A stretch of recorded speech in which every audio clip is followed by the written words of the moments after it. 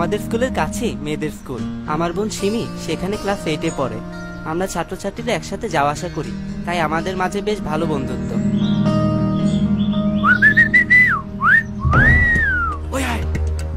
এই দাঁড়াও, তোমার লগে একটু কথা আছে। 1 মিনিট দাঁড়াও।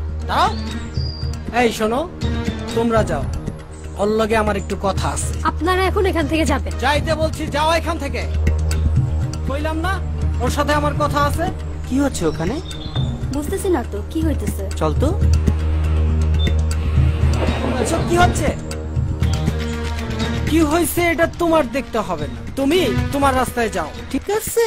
ওদের রাস্তা আর আমাদের রাস্তা এক। এই বেটা, তবে স্কুল তো আলাদা, আবার রাস্তা এক হইলো কেমনে? স্কুল আলাদা হতে পারে, কিন্তু আমরা সবাই শিক্ষার্থী। আপনারা যা করছেন তা অন্যায়।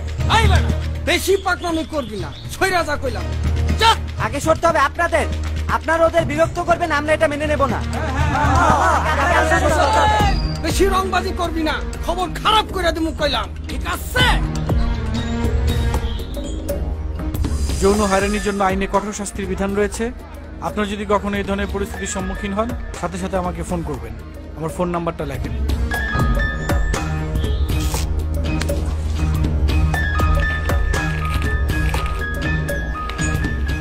ভাইয়া, এটা থানার এসআই নাম্বার। নাম্বারটা আমারে দাও, আমি থানায় ফোন করতেছি।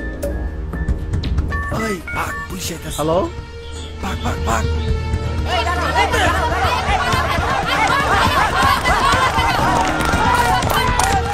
সকল প্রকার যৌন হয়রানির বিরুদ্ধে প্রতিরোধ গড়ে তোলার এখনই সময়। সম্মিলিত প্রতিরোধে অপশক্তি পালাবেই।